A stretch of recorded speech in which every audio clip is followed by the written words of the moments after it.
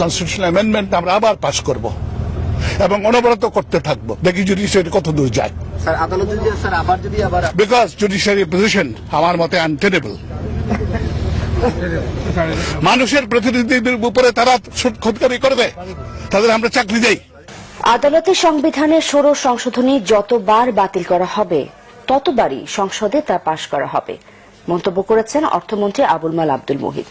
উচ্চ আদালতের রায়ে 16 সংশোধনী বাতিল হওয়ায় ক্ষোভ প্রকাশ করে অর্থমন্ত্রী বলেন, বিচারকরা জনগণের প্রতিনিধিদের ওপর খবরদারি করেন অথচ সরকারই তাদের নিয়োগ দেয়।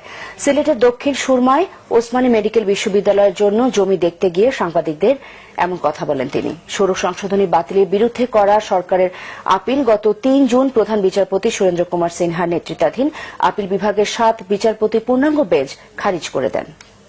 আবার পাশ করব এবং অনবরত করতে থাকব।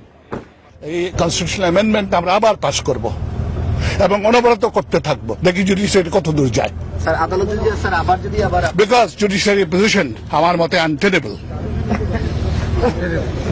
মানুষের প্রতিনিধিদের উপরে তারা খোদকারি করবে, তাদের আমরা চাকরি দেই।